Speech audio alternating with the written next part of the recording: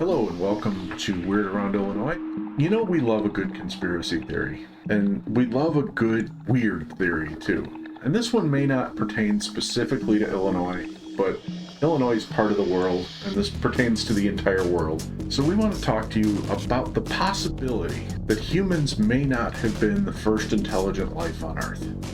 Let's talk about it. Let's get weird.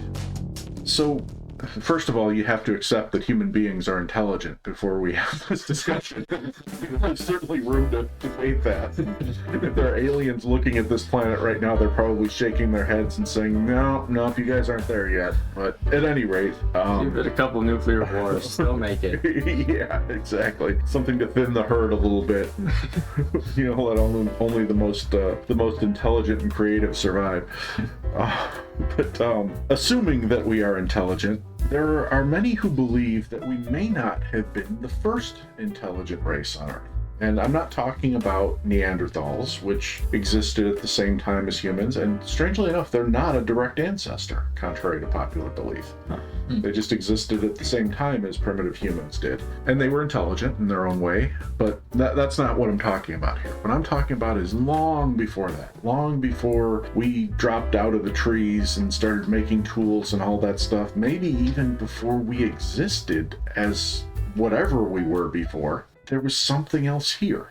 And you may wonder why we in Weird Around Illinois would even care about this. Well, number one, as I said, we love a good weird theory. This is important to us for a couple reasons. I mean, number one, it could influence all of our theories on aliens and cryptids. If we accept that there was some other being stomping around on this planet 4 billion years ago, knowledge and capabilities similar to ours, that changes everything. Yeah.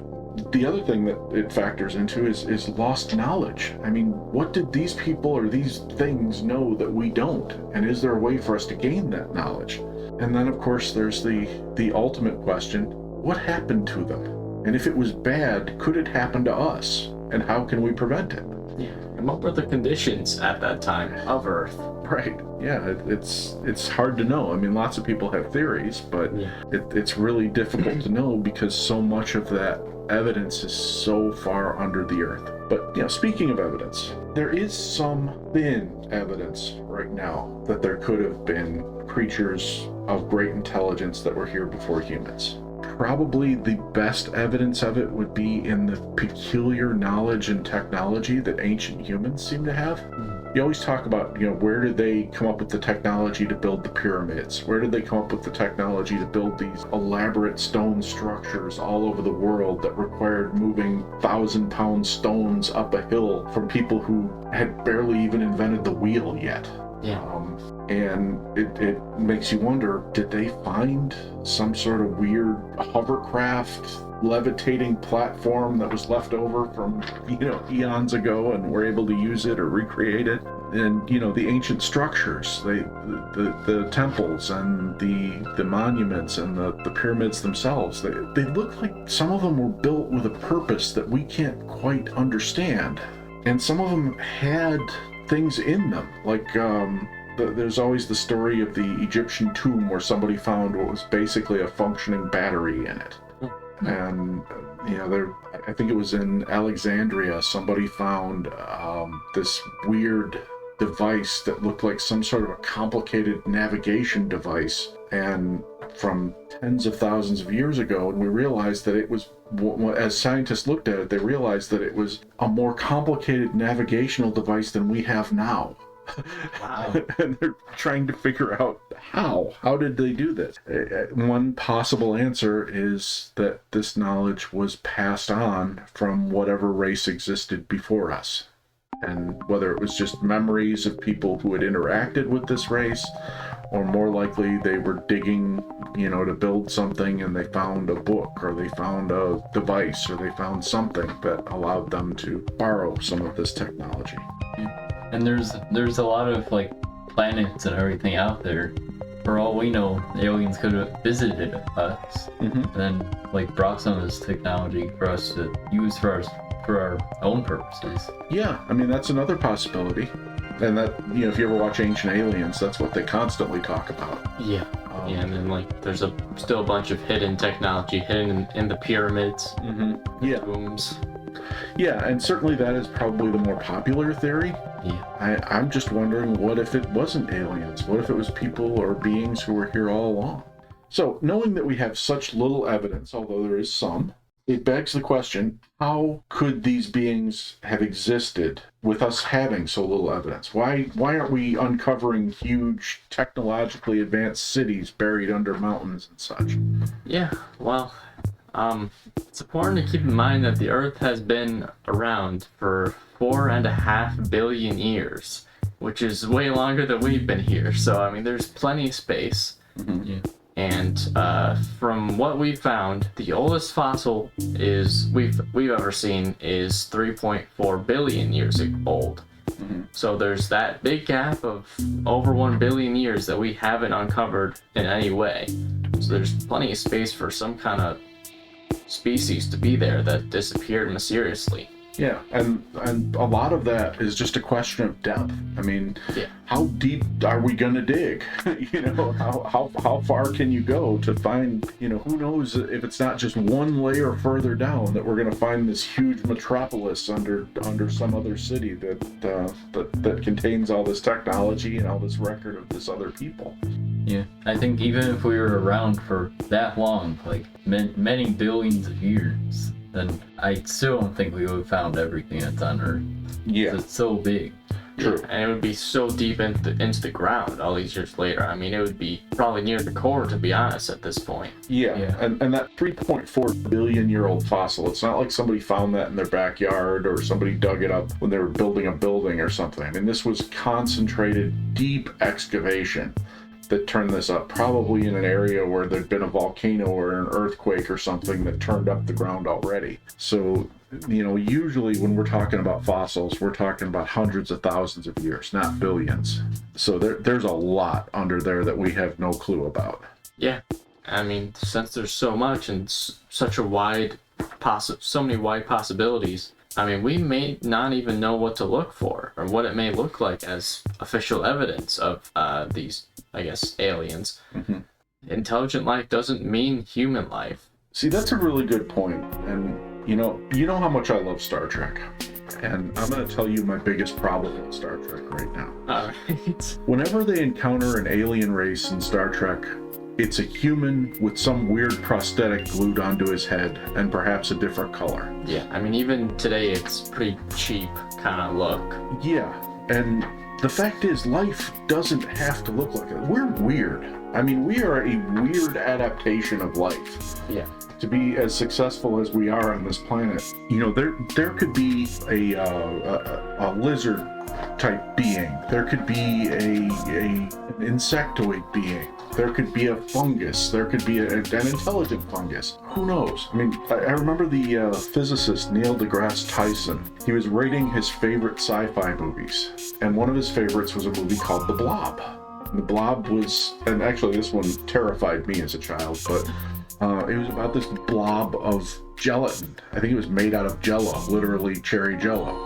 Oh, okay. From space, that slowly absorbed and ate people. And he loved that movie because he said it was the first movie he had ever seen that got it, that understood that life from outer space does not have to look like life as we know it. And I think the same is true for life from deep in the earth, or from the deep in the history of the earth.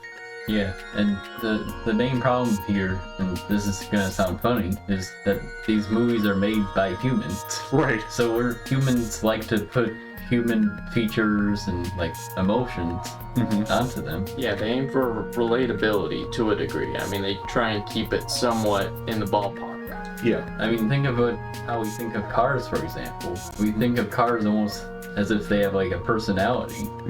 That's how people treat these aliens, basically. Yeah, we like to humanize everything because it makes it familiar and relatable, and it makes people want to see more of it. Yeah. Scientists don't have that luxury. I mean, if they're looking for ancient life, they got to be looking for amoebas, they got to be looking for, reptiles, they got to be looking for any possible, even non-carbon based life. It could be a rock. It could be a living rock. Who knows? Well, I mean, we have starfish, for heaven's sake, so you never know. Yeah. Without ever see a starfish. And I guess related to that, it's not just the life that could have looked different back then. It could be the technology too, right? Yeah, I mean, although it has to kind of sort of obey the laws of physics, I mean, it can be completely different, a completely different kind of take on what we've done. Yeah. But imagine if you had to try to explain cloud computing to Henry Ford. Yeah. Or you had to go back and talk to Leonardo da Vinci about the internet. And these are geniuses. These are the top of their era. They have no frame of reference for what we're talking about. We just have we don't know what we don't know. And tell Graham Bell about the iPhone. yeah. It's and I would submit that that's basically what it would be like if we were talking about a race that was so much more advanced than us when they faded out. We would look at their technology and would say, 3 seashells? What the heck did they do with this? Cultural shock. Yeah. And yes, that was a movie reference, and no, I didn't expect you to get it. Well, I guess this is an interesting take. I guess some major cities could be or could have been under sea. Yeah. Now, this could be referring to the aliens in the past that were here before us. Maybe they did have cities. I don't know, but it's good to keep in mind that we have not investigated the entire ocean. I mean, I think we've only seen about 5%, and that last 95% we haven't seen. Those past cities could have been drowned out, and we haven't found them yet. Yeah.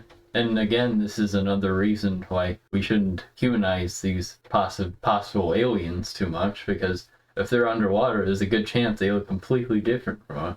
Yeah. I mean, they found out, octopi, octopuses, they're as intelligent as humans in their own ways. And the closest to an alien we know. Yeah. That weren't here before us, I think. Yeah.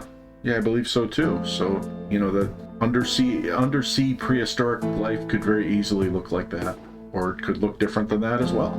Yeah. Then the last and final potential point here is, we always have to blame the government in these videos. Oh, definitely. What's a good conspiracy theory without the government? Exactly.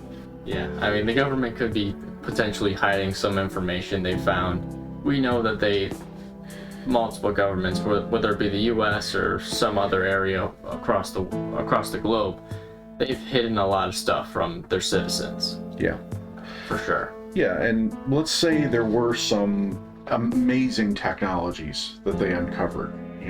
They could be used for war, they could be used for medicine, they could be used for various things. But I could very easily see our government, or any government, taking them and saying, okay, what happens if this ends up in the wrong hands? What happens if the Chinese get this, or the Russians get this, or, whatever our, worst enemy country is, what happens if they get this? Or, I hate to be, even darker about this, but, say it's a fascist regime or a dictatorship, and they're thinking, what if our people find out about this? How am I going to stay in power if they know that they've got the secret to unlimited wealth right within their hands? Yeah, so stuck in their own time, essentially. Yeah. Those kind of ideas. Yeah.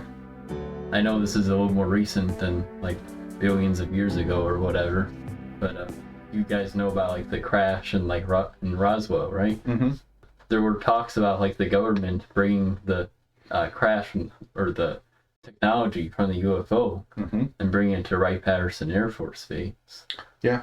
And that would be a perfect example of the government trying to use that technology and just keep it from us. Sure. There are plenty of examples of the government doing exactly that. Not just the UFO stories, which I give a lot of credence to, the Roswell story, and there were a couple others as well. But even going back to World War II, look at the things that were being developed. Look at the things that in the United States were working on an atomic bomb, and nobody knew because they felt like we shouldn't know, because if we knew, then the Japanese would know. The Germans were working on horrifying technologies, and most of the world didn't find out about it until after the war was over. And, that's another thing. The German technologies, a lot of people wonder if they were aided by either ancient discoveries or alien discoveries. They leapt forward quite a bit in technology during World War II. Well, they're known for a lot of experiments, especially in buildings anyway. Mm-hmm. Yeah, and who can say that won't happen in today's age? Even though we have like all these drones and stuff that are super advanced, you never know what more could actually be out there. Yeah. For every technology that we have that spreads information or gathers information, like a drone or the internet or anything like that, I guarantee you the government has a countermeasure to keep things secret. They can jam the drone's cameras, they can project false images onto the cameras, they can make the drones crash if they get too close to things that they're not supposed to. We see that in the Ukraine right now with the various technologies each side is using to crash each other's drones or make them go the wrong way.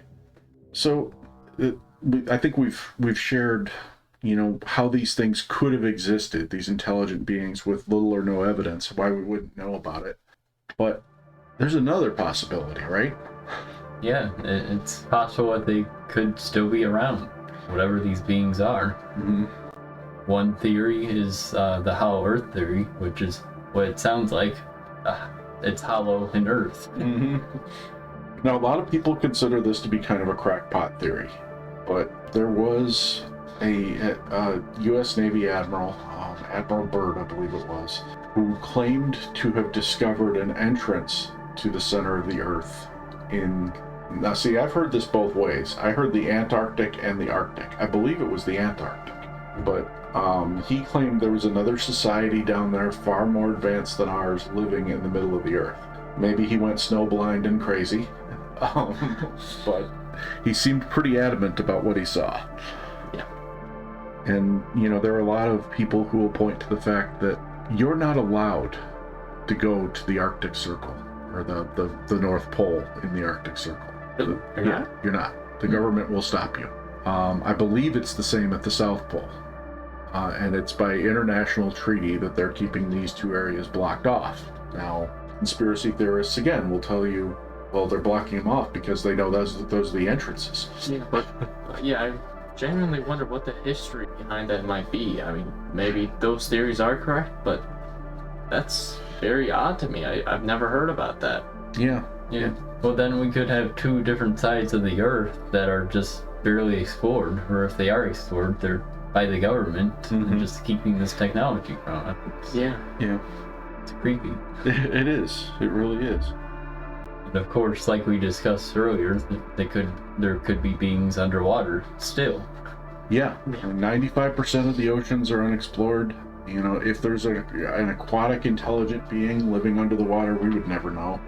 Even if it was a non-aquatic being that built a city in a bubble underwater and had craft that could travel through the water. Atlantis. Exactly. Yeah. It seems there are several civilizations that have a story of Atlantis. And, more popular than UFOs lately have been USOs, unidentified submergible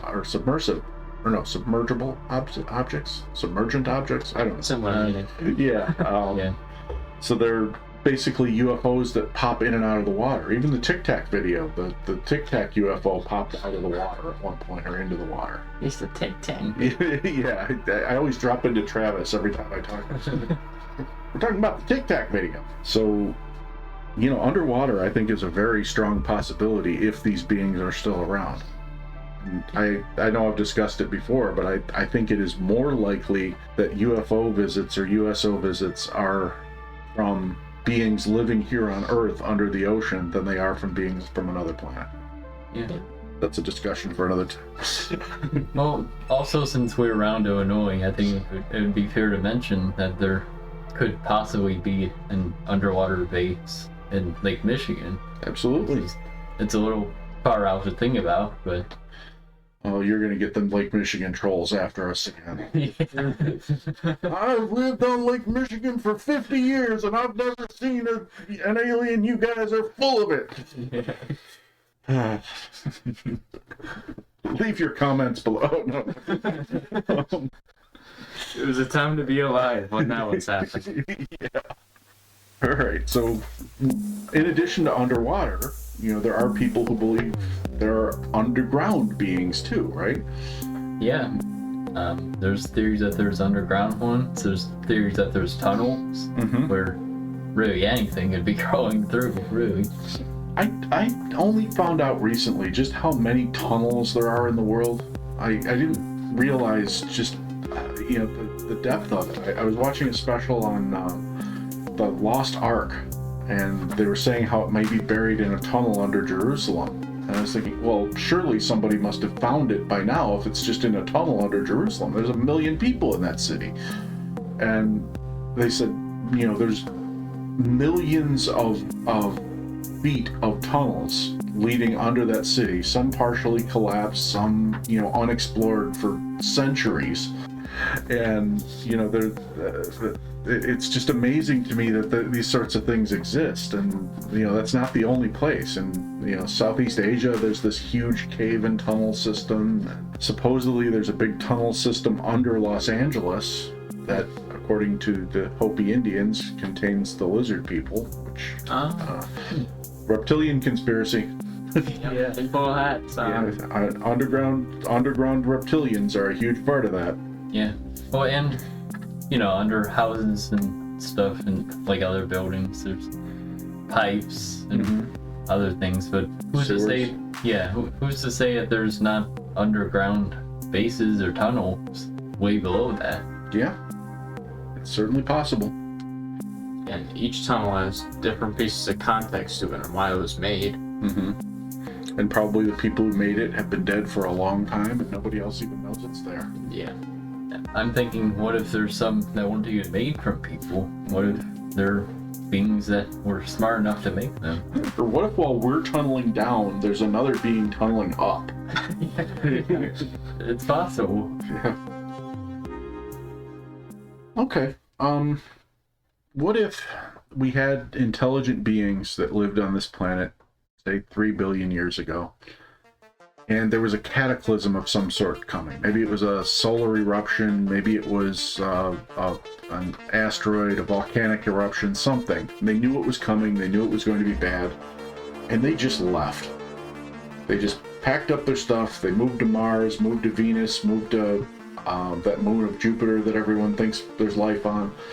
Io, I think it was. Or no, Europa. I'm sorry, Europa. So they just got the heck out of here. Left their technology behind, left their cities behind. And that would lend to credence to another theory. Maybe they came back. Maybe either they sent a ship back and it crash landed on Earth a few 100,000 years ago and they lost most of their technology, but they remembered some, and they were us. They became the human race. Or they were the human race and they just came back. Or maybe they came back and found the human race here and said, oh, you guys are starting to build up the old place. Good luck. Here, take a couple of these little trinkets to help you out. I feel like it's really possible that humans could have been here, like way in the past, left, and then came back. And, well, especially since they could possibly find technology in these different planets and just bring it back here. Yeah, that's definitely possible. Or they may have already had the advanced technology here and taken it with them and brought it back. Yeah, assuming they were there somewhere between those billions of years. I mean, there could have been a super freeze, an asteroid, somehow the planet just heated up way too much, climate change. Yeah, maybe like us, their technology actually was their undoing. And, they created these wonderful technologies, but devastated their own planet in doing it. And had to get away. And then they moved to Mars. That's what I've always thought about these different planets, because they seem so, unlivable. It almost seems like they're destroyed in some way.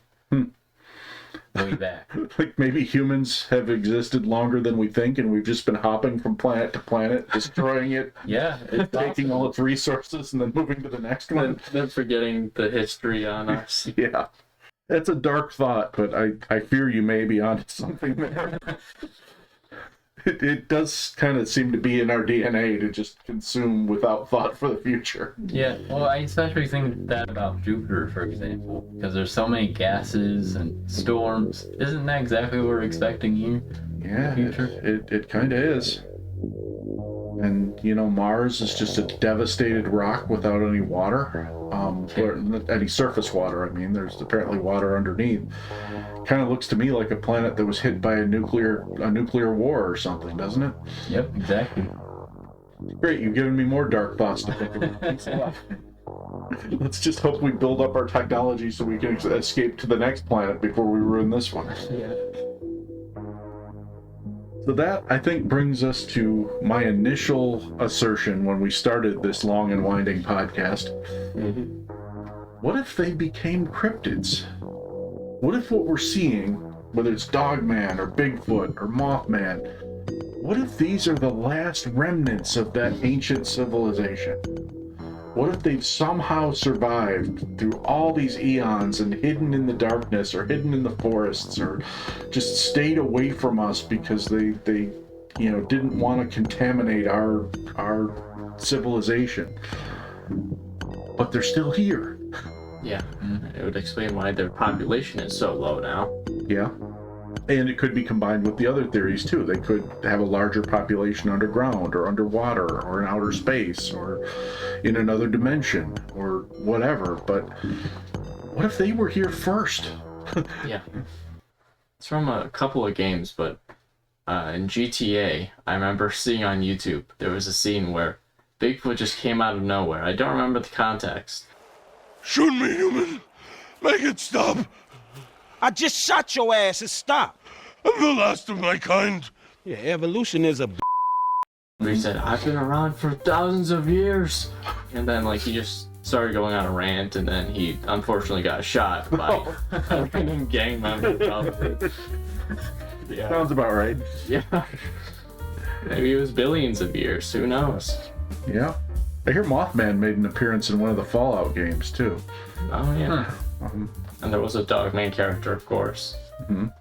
I wonder how much technology these cryptids have available to them, and if that's assisting them in moving dimensions or generating mist, whatever. It would explain a lot. Explain why they're so hard to find.